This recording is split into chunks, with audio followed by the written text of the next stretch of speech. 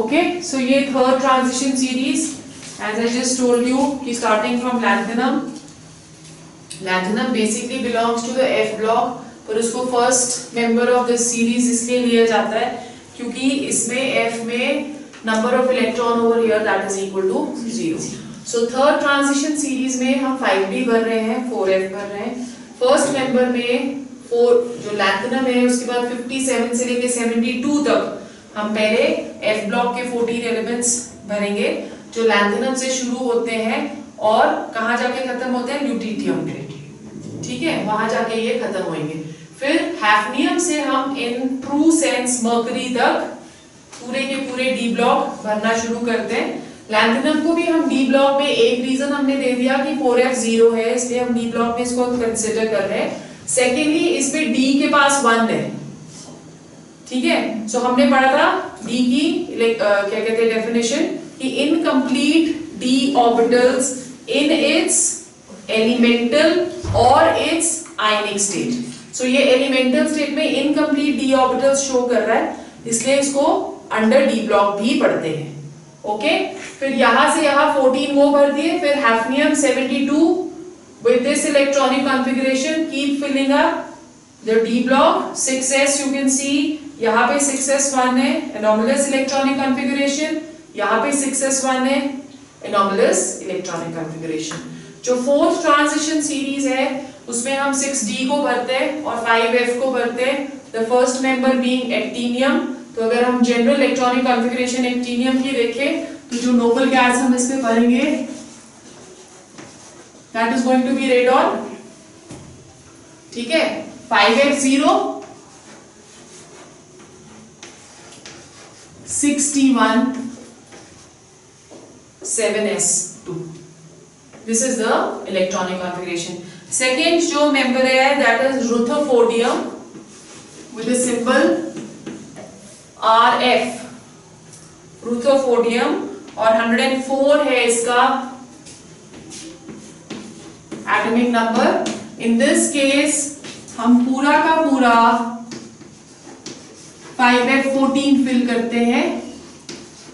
6d2 7s, right? So in this manner we keep filling up because the fourth transition series is not complete. तो generally at this level of +2 हमको इसको पढ़ना कोई बड़ा ज्यादा important नहीं है. सो वी लीव दिस ताकि हम 3 सीरीज को ज्यादा अच्छे से मास्टर कर सकें. ठीक है, then next we come to general characteristics of d block elements.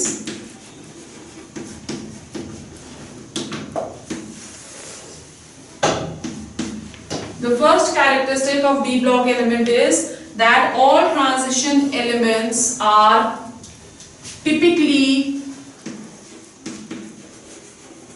metals. ठीक है, जितने भी आपने पढ़े हैं फर्स्ट ट्रांजिशन सीरीज में, all of them are metals. Because why they are metals? Because they have lower ionization energies. ये detail में हम पढ़ेंगे. They have lower ionization energies than p block. इसलिए इनमें टेंडेंसी रहती है टू लूज इलेक्ट्रॉन और इलेक्ट्रोपॉजिटिव कैरेक्टर शो करते हैं. thus they all are metallic. ठीक है, सो सारी प्रॉपर्टी मेटल्स की शो करेंगे. High electrical conductivity, high heat conductivity, lustrous, ductile, malleable, जो भी इसकी मेटल्स की प्रॉपर्टीज है वो सारी प्रॉपर्टीज ये शो करते हैं. ठीक है, second, except mercury which is a liquid, all are solids.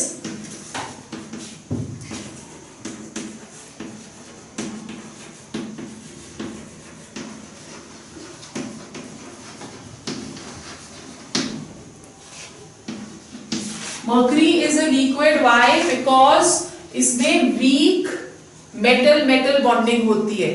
जब आप mercury की इलेक्ट्रॉनिक कॉन्फ़िगरेशन यहाँ पे देख रहे हो तो 5d10 6s2 कोई भी unpaired electrons in this case is not there.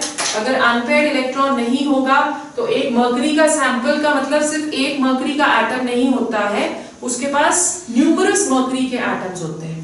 Okay so उन मर्करी के एटम्स के बीच में बॉन्डिंग होनी चाहिए। वो बॉन्डिंग तभी हो सकती है अगर उसके पास या अनपेयर्ड इलेक्ट्रॉन्स है या उसके पास वैकेंट d ऑर्बिटल्स है। In case of mercury both are not present, तो अगर दोनों ही नहीं होंगे तो इसमें जो मेटालिक बॉन्डिंग होती है, inter metallic bonding between the atoms, वो बहुत ही वीक होती है। इसलिए mercury over here is existing as liquid.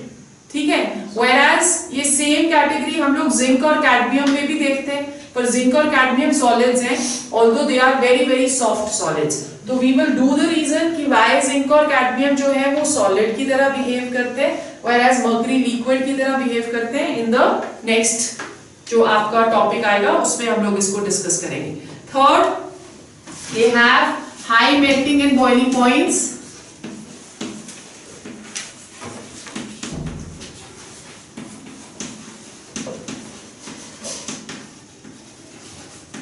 Again, high melting and boiling points are due to strong metal-metal bonds which are present in d block. Unpaired electrons ज्यादा होते हैं इसलिए metal-metal overlapping इसमें ज्यादा होगी, इसलिए melting points भी high होंगे। ठीक है, transition metals have high densities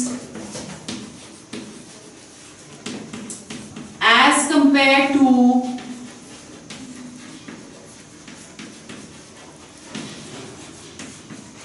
S and P। इसका रीजन भी हम लोग अभी नेक्स्ट वाले सेक्शन में देखते हैं। Why do they have high densities? Then number 5, the first ionization enthalpies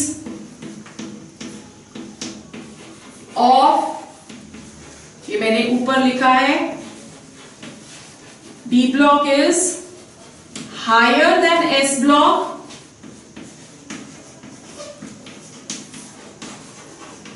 whereas lower than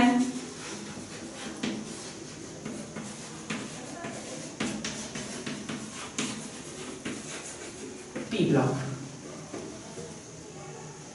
ठीक है, देन सिक्स्थ इसकी जो प्रॉपर्टी है, कैरेक्टरिस्टिक है, they all are electropositive in nature. वो हमने फर्स्ट वाले उसमें ऑलरेडी मेंशन कर दिया, मेटालिक तभी है क्योंकि वो इलेक्ट्रोपॉजिटिव है।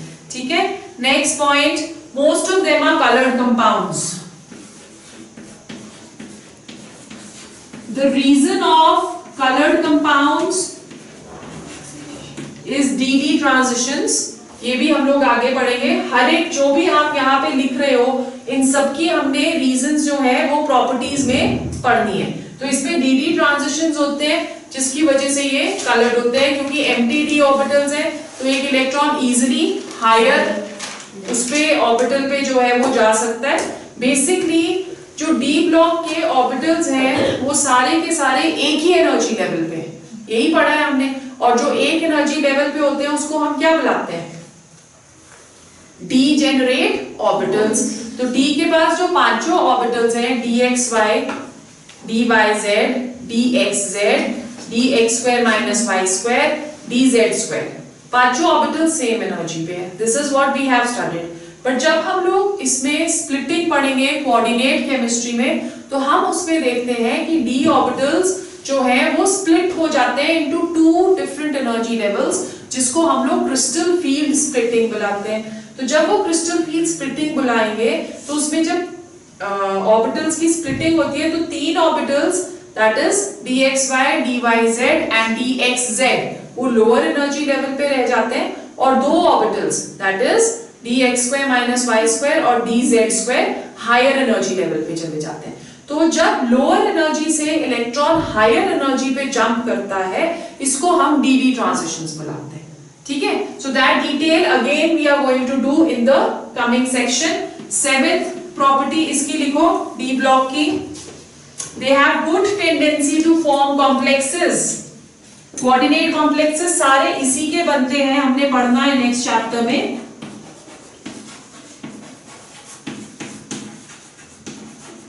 The reason for forming complexes is presence of empty d orbitals।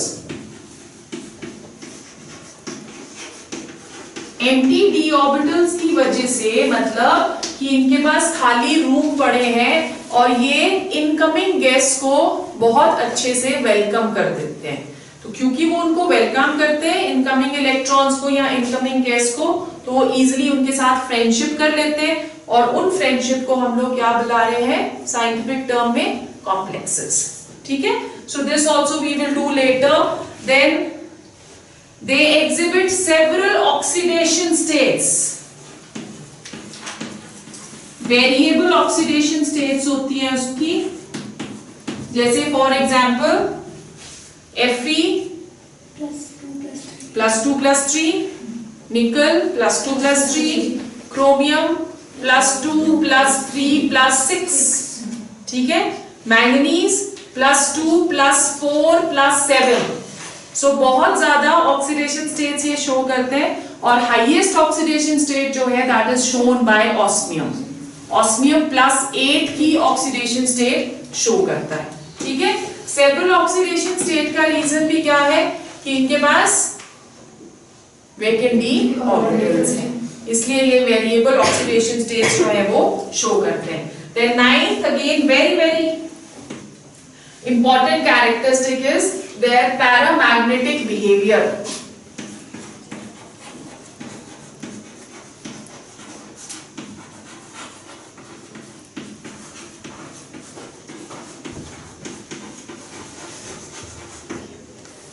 Paramagnetic behaviour, paramagnetism का मतलब क्या हुआ? जब कोई सब्सटेंस को हम मैग्नेटिक फील्ड में रखते हैं तो वो मैग्नेटिक फील्ड उसको वीकली अट्रैक्ट करती है, तो उस अट्रैक्शन को हम पैरामैग्नेटिक बिहेवियर बताते हैं। पैरामैग्नेटिक बिहेवियर जो है that is due to presence of unpaired electrons. जितने ज्यादा अनपेयर्ड इलेक्ट्रॉन्स होते हैं उतना ही पैरामैग्नेटिक बिहेवियर भी ज्यादा आता है। ये वाला क्वेश्चन जो है ये आपको पीएमटी में और जेई में बड़ा कॉमन आता है कि which of the following is most paramagnetic. तो उसको हम कैसे करेंगे, उसमें सेंट्रल एटम में हम number of unpaired electrons calculate करेंगे ऑक्सीडेशन स्टेट के accordingly. I will show you how to do it. तो जब हम उसमें नंबर ऑफ इलेक्ट्रॉन्स करेंगे, जितने ज्यादा नंबर ऑफ अनपेयर्ड इलेक्ट्रॉन्स होते हैं उतना ही पैरामैग्नेटिक कैरेक्टर भी ज्यादा होता है। ठीक है, so these are all general characteristics. We are going to study each of them one by one in detail. Okay, so let's go on to the properties of D block elements. Notes ले लो सब लोग।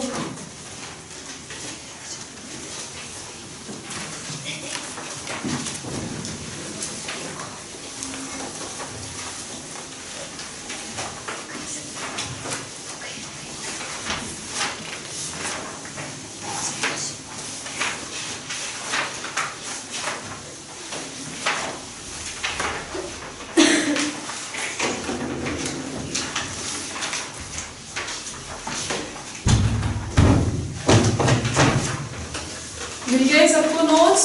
Notes में आप देखो मैंने हर एक में graphs show करे हुए हैं, दिख रहे हैं? सो general properties of d block पे चलते हैं। General properties of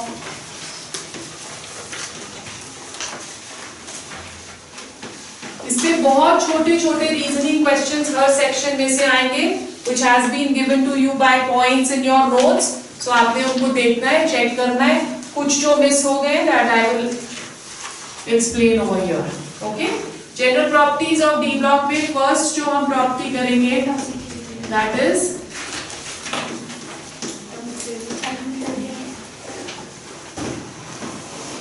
atomic radius.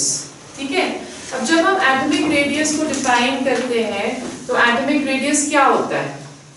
Centre of the nucleus से आउटरमोस्ट शेल का जो डिस्टेंस है उसे हम एटॉमिक रेडियस बुलाते हैं, राइट? इन जनरल जो हमने पी ब्लॉक में और एस ब्लॉक में पढ़ा है कि लॉन्गर पीरियड जब हम ट्रैवल करते हैं तो लॉन्गर पीरियड क्या होता है? जो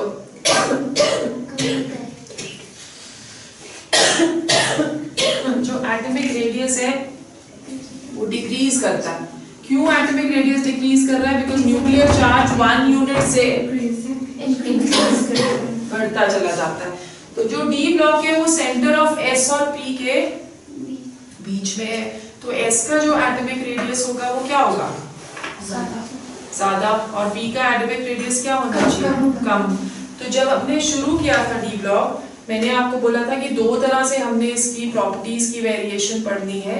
एक अलोंग अ सीरीज, है ना, हर एक सीरीज की, जैसे फर्स्ट ट्रांजिशन सीरीज कैडमियम से शुरू होके जिंक पे खत्म होती है, तो हमने फर्स्ट ट्रांजिशन सीरीज की पढ़नी है। फिर हमने कंपैरिजन पढ़ना है फर्स्ट, सेकंड और थर्ड ट्रांजिशन। फोर्थ ट्रांजिशन हम नहीं पढ़ रहे, as I told you, because it is incomplete. तो हम लोग सारे के सारे जो है वो इस तरह से हम हर एक प्रॉपर्टी की स्टडी करेंगे। Okay, so let's go on to the atomic radius. When we are talking of atomic radius, we are saying that the atomic radius decreases as we go from left to right in a periodic table. So अगर हम graph इसका देख रहे हैं, this is the atomic radius और this is the series, right?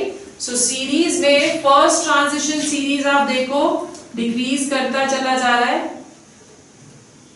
Chromium तक decrease कर रहा है, और क्रोमियम से लेके कॉपर तक ऑलमोस्ट सेम आता है, राइट? ज्यादा फर्क नहीं है। और फिर कॉपर के बाद suddenly there is going to be increase in the radius of zinc. ठीक है, सो ये यहाँ पे आ गया स्कैंडियम सबसे ज्यादा, let's say this is chromium, let's say this is copper, right? जब हम इसकी वैल्यूज भी देखते हैं, फर्स्ट ट्रांजिशन सीरीज की एटॉमिक रेडियस की जब हम वैल्यूज भी देखते हैं, तो यहाँ देखो स्कैंडियम की जो वैल्यू है that is 164, ओके, पिकोमीटर्स में है ये सारी 164। टाइटेनियम की डिक्रीजेस टू 147, ठीक है। टाइटेनियम के बाद वेनेडियम की और कम हो रही है 135, राइट? वेनेडियम के बाद क्या आता है? क्रोमियम की और डिक्रीज हो गई टू 129। क्रोमियम के बाद जब हम मैंगनीज में जाते हैं, there is a slight increase, ज्यादा नहीं है, 137 पिकोमीटर्स हो जाता है, ठीक है। फिर मैंगनीज के बाद अगेन आयरन पे आते हैं तो 126,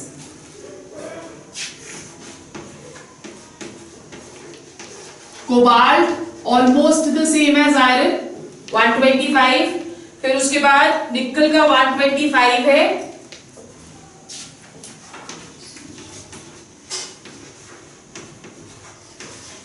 कॉपर का 126 है, और उसके बाद जिंक का सडनली इंक्रीज हो जाता है टू 137। सो जब हम इसको देख रहे हैं सिर्फ फर्स्ट ट्रांजिशन सीरीज, तो फर्स्ट जो हमारे पास रीजनिंग क्वेश्चन आ रहा है कि why the atomic size increases as we travel from scandium to copper, ठीक है। Why the atomic size decreases along a series? तो आंसर उसका क्या आएगा? Size increases due to increase in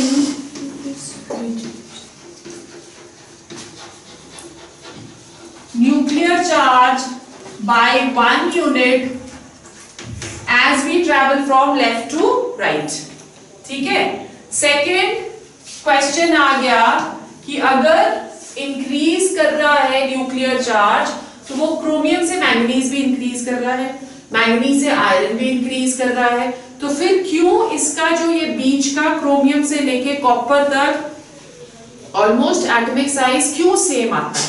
that is another question जो इस section में से आएगा। तो उसके लिए हम क्या बोलेंगे कि जब हम लोग इलेक्ट्रॉनिक कॉन्फ़िगरेशन देखते हैं इसकी, तो स्कैंडियम में हम भर रहे हैं 3d1,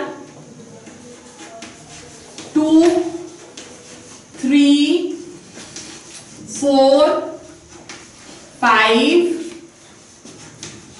6, 7, 8, 10 and again 3d10, right. हमें पता है कि जो D क्रोमियम में भी 5। ओके, जब हम D भरते हैं तो हमें पता है कि जो D इलेक्ट्रॉन्स हैं उनमें स्क्रीनिंग इफेक्ट की टेंडेंसी भी है। वो आउटरमोस्ट इलेक्ट्रॉन्स को स्क्रीन करते हैं फ्रॉम द न्यूक्लियर चार्ज। पता है ना ये स्क्रीनिंग इफेक्ट क्या होता है? न्यूक्लियर चार्ज जब आउटरमोस्ट तक नहीं पहुंचे, हमने पी ब्लॉक में भी करा इसको, तो उसको हम स्क्रीनिंग इफेक्ट बुलाते हैं।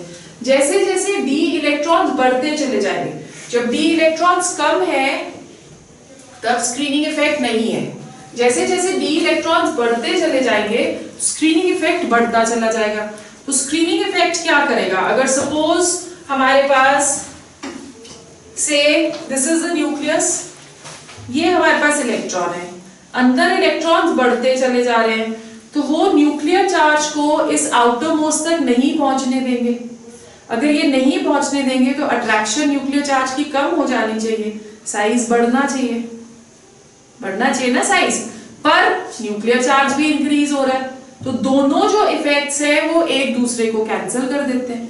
अगर वो कैंसिल कर देंगे तो साइज जो है वो ऑलमोस्ट सेम रहेगा। तो क्या आंसर, हम सेकंड का आंसर क्या लिखते हैं कि क्रोमियम से यहां तक जब हम जा रहे हैं तो साइज क्यों ऑलमोस्ट सेम रहता है? That is because as the d electrons increase the screening or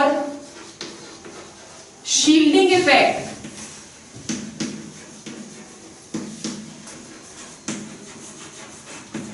also increases,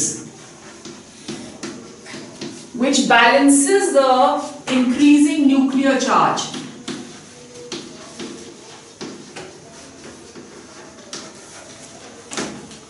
Balances the increasing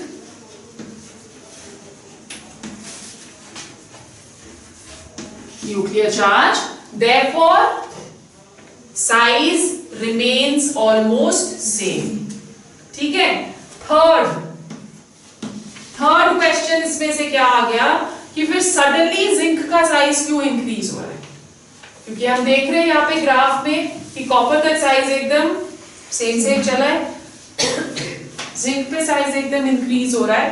तो क्वेश्चन आ गया why increase in size of zinc? तो आंसर उसका क्या होगा कि in zinc fully filled d orbitals are present,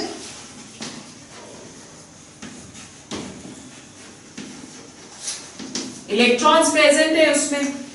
तो अगर इलेक्ट्रॉन्स नेगेटिवली चार्ज है तो वो एक दूसरे को रिपेल करेंगे, सारे फुली फिल्ड हैं।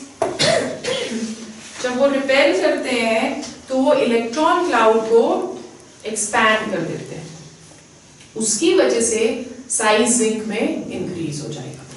ठीक है। So zinc, in zinc fully filled d orbitals are present which result in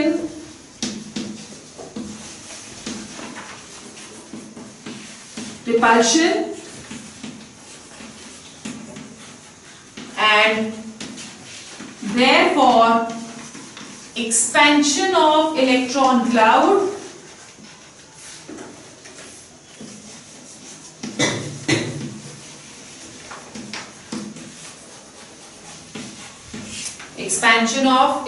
cloud thereby increasing the size. ठीक है। अब अपने ग्राफ में देखो, जब हम सेकेंड ट्रांजिशन सीरीज पे जा रहे हैं, सो सेकेंड ट्रांजिशन सीरीज भी ऑलमोस्ट यही ट्रेंड फॉलो करता है, सेम आ गया, इंक्रीज हो गया। तो जिंक के बाद लास्ट आपका मेटल कौन सा आता है? कैडमियम। ठीक है। और फिर उसके बाद नेक्स्ट जब हम देखते हैं तो size are almost similar to the third transition series. ये हमारी कौन सी हुई? फर्स्ट,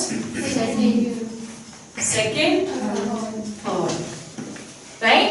सो थर्ड ट्रांजिशन की सीरीज ऑलमोस्ट साइजेस सेम है as the second transition series, और हैफनियम का और जिरकोनियम का साइज ऑलमोस्ट सेम है.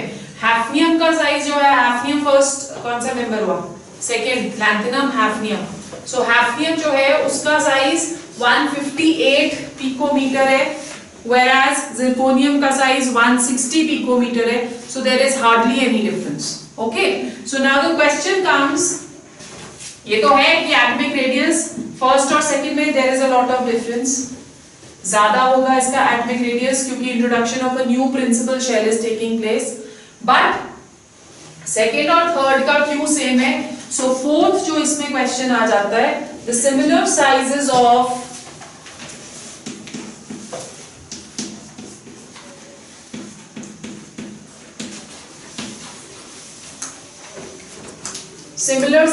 of second and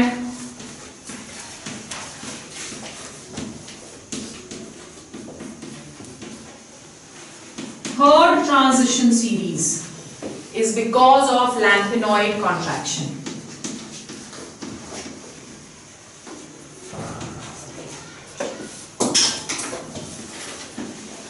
Lanthanoid contraction एक स्पेशल इफेक्ट है.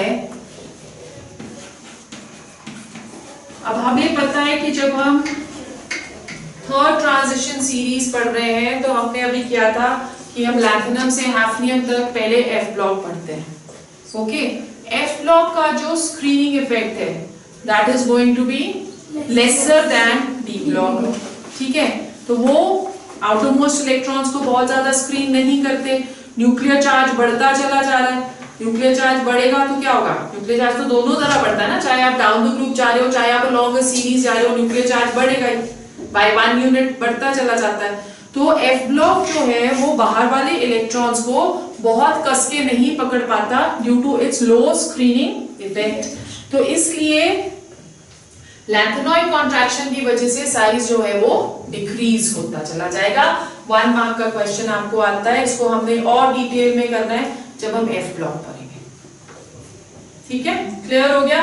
सो ये फर्स्ट प्रॉपर्टी थी, the atomic size. Reason of everything has been given in your notes. All the 3 reasons have been given in detail. ठीक है, then ionic radii पे आते हैं. Ionic radii जो है they also show the same trend as the atomic radii. So second property जो हम यहाँ पे कर रहे हैं,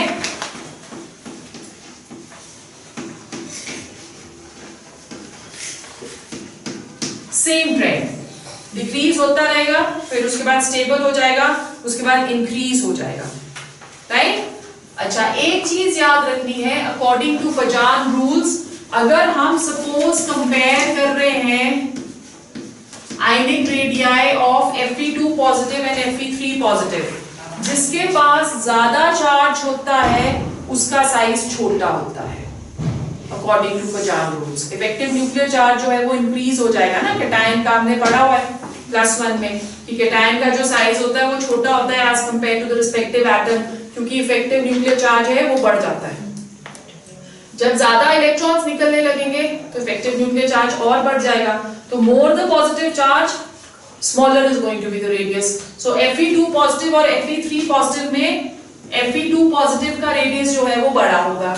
उसी तरह से अगर हम कंपेयर कर रहे हैं Ni2 positive and Ni3 positive, तो अगेन Ni2 पॉजिटिव का साइज जो है वो बड़ा होगा.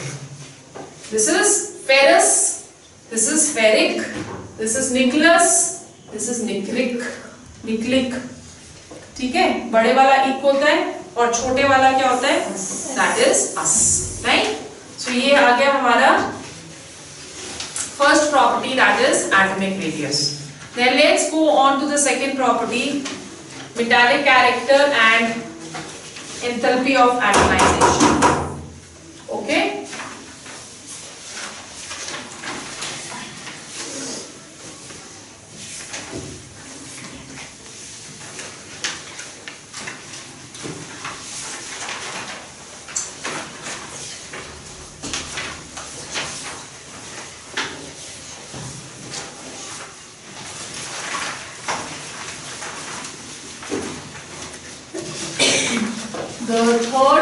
Property according to your notes ionic radius को सेकंड प्रॉपर्टी लिया है. So third property is metallic character.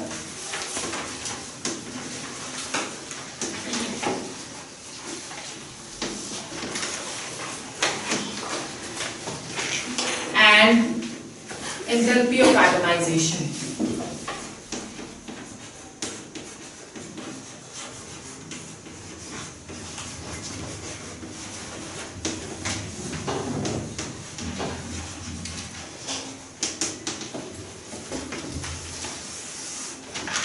As I just told you कि मेटालिक कैरेक्टर जो है वो डायरेक्टली डिपेंड करता है आयोनाइजेशन एनर्जी के ऊपर. मतलब कि मेटालिक कैरेक्टर ज्यादा होगा अगर आयोनाइजेशन एनर्जी कम होगी, सच दैट इलेक्ट्रॉन को हम इजीली रिमूव कर सकते हैं. इलेक्ट्रोपॉजिटिव कैरेक्टर वही हुआ ना, मेटालिक कैरेक्टर जो है that is equal to electropositive character.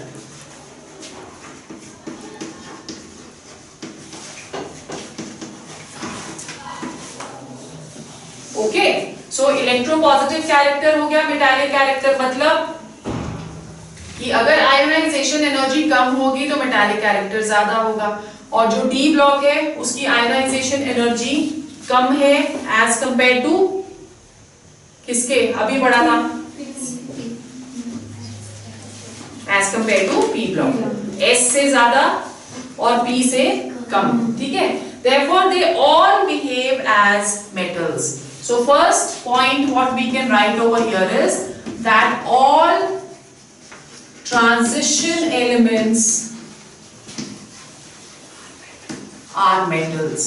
There is no anomaly in this. कोई भी anomalous behavior इसमें नहीं है, सारे के सारे metals हैं. अब मेटालिक कैरेक्टर जो है वो हाँ आयोनाइजेशन एनर्जी के ऊपर डिपेंड करता है जरूर. जितनी कम आयोनाइजेशन एनर्जी होगी उतनी ही मेटालिक कैरेक्टर ज्यादा होगा. तो जब आप ग्राफ देख रहे हो तो ग्राफ देखो कितना टेढ़ा मेढ़ा सा इसका आ रहा है, right. So when we are looking at the enthalpy of atomization का ग्राफ है ये. Enthalpy of atomization with atomic number.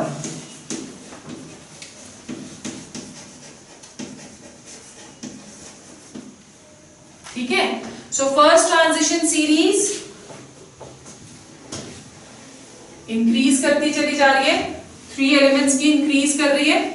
ठीक है, फिर उसके बाद डिप आ जाता है, there is a decrease, फिर उसके बाद फिर इंक्रीज, फिर ऑलमोस्ट स्टेबल, राइट, इसी तरह से शो कर रहा है, और फिर उसके बाद फिर से डिप आ गया. ओके, और डिप के बाद फिर एक प्लेटो बन जा रहा है. देखो कुछ ऐसे फर्स्ट ट्रांजिशन सीरीज की एंथैल्पी ऑफ एटमाइजेशन डिपेंड करती है. नाउ एंथैल्पी ऑफ एटमाइजेशन भी नंबर ऑफ अनपेयर्ड इलेक्ट्रॉन्स के ऊपर डिपेंड करेगी. जितने ज्यादा नंबर ऑफ अनपेयर्ड इलेक्ट्रॉन्स होंगे उतनी ही ज्यादा बॉन्डिंग स्ट्रॉन्ग होगी, है ना. सो फर्स्ट तो हमारा ये आ गया कि all transition elements are metals. Why? Because of low values of ionization energies. अब अलोंग अ सीरीज जब हम ट्रैवल करेंगे तो आयोनाइजेशन एनर्जीज इंक्रीज होती है, होनी चाहिए इंक्रीज. क्यों? क्योंकि साइज डिक्रीज हो रहा है. पर बीच में आयोनाइजेशन एनर्जीज एक यही प्रॉपर्टी है जो डी ब्लॉक में सबसे इरेगुलर ट्रेंड फॉलो करती है. कहीं इंक्रीज हो जाती है, कहीं डिक्रीज हो जाती है, बिकॉज वो डिपेंड कर रही है कि इलेक्ट्रॉनिक कॉन्फ़िगरेशन किस तरह से. बीच में हमने देखा है कि स्टेबल इलेक्ट्रॉनिक कॉन्फ़िगरेशन क्रोमियम की आ जाएगी तो आयोनाइजेशन एनर्जी सडनली इंक्रीज हो जाएगी. ठीक है, फिर मैंगनीज के पास फुली फिल्ड डी ऑर्बिटल्स हैं, फिर अगेन आयोनाइजेशन एनर्जी बहुत हाई हो जाती है. तो आयोनाइजेशन एनर्जी बहुत ही इरेगुलर सा trend in this case behave करती है. नाउ सेकंड जो है that is enthalpy of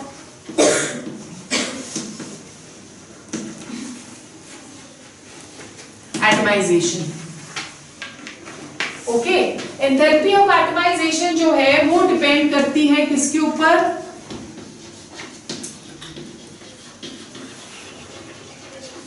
number of unpaired electrons के ऊपर। जितने ज्यादा नंबर ऑफ अनपेयर्ड इलेक्ट्रॉन्स होंगे उतनी बॉन्डिंग स्ट्रॉन्ग होगी, उतनी एंथैल्पी ऑफ एटमाइजेशन ज्यादा होगी। क्रोमियम जो है उसमें इन the first transition series chromium में नंबर ऑफ अनपेयर्ड इलेक्ट्रॉन सबसे ज्यादा है। इलेक्ट्रॉनिक कॉन्फ़िगरेशन क्रोमियम की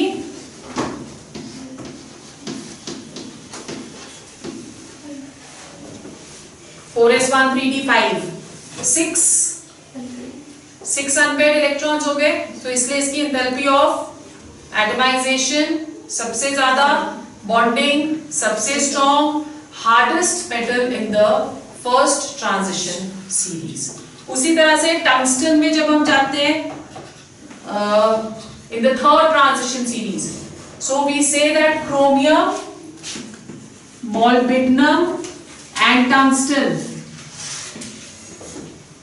ये तीनों के तीनों सबसे हार्ड मेटल्स हैं and they have the maximum enthalpy of atomization.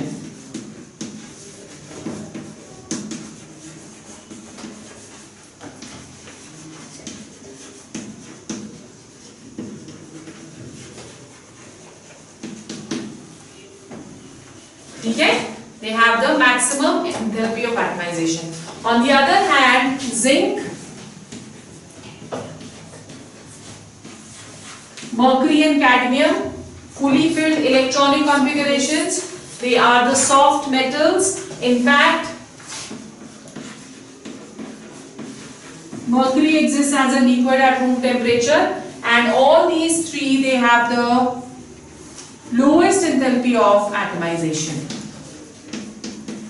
ये चीजें सारी याद रखनी है, क्योंकि ये आगे जब हमने इलेक्ट्रोड पोटेंशियल्स करने हैं उसमें रीजंस फिर यही आने कि जिंक जो है वो अच्छा रिड्यूसिंग एजेंट क्यों है और कॉपर अच्छा ऑक्सीडाइजिंग एजेंट क्यों है। इलेक्ट्रोकेमिस्ट्री में हमने पढ़ा हुआ है, वो सारा इसी के ऊपर डिपेंड करेगा। ठीक है, so this has the lowest enthalpy of atomization. D block का अगर पीछे का कोई एक भी टॉपिक तुमको नहीं समझ आएगा तो अगला टॉपिक समझ में नहीं आएगा फिर। इसलिए इट इज बेटर कि आप जितना पढ़ाया जाता है उतने से नोट्स पढ़ के आओ नेक्स्ट लेक्चर के लिए। क्लियर हो गया है? राइट, सो अब जब आप ग्राफ देख रहे हो तो 4D और 5D सीरीज देखो।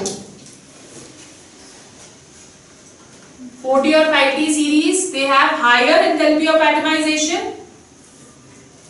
ठीक है, why?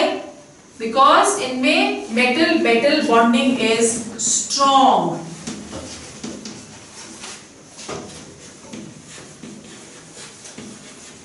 And metal metal bonding किसके ऊपर डिपेंड कर रही है?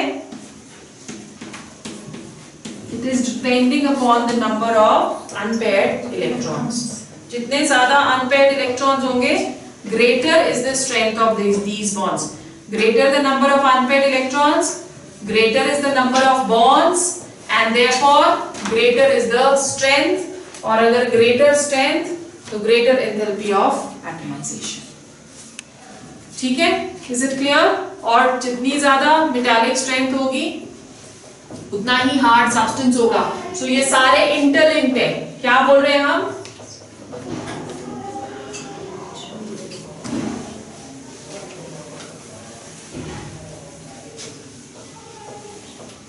हम बोल रहे हैं क्या?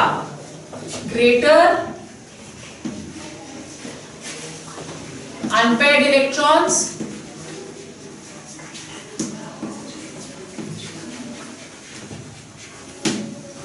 Right? Greater is the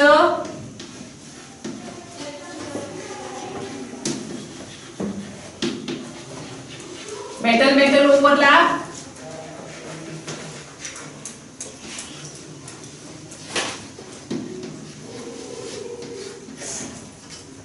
greater the strength,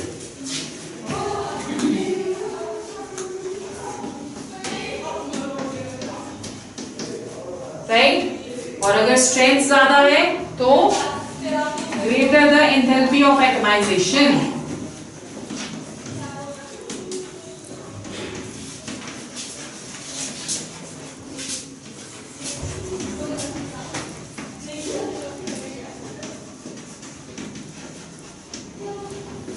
clear हो गया?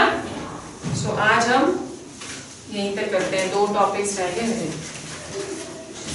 डेंसिटी एंड मेल्टिंग पॉइंट भी करना था मैंने, खत्म।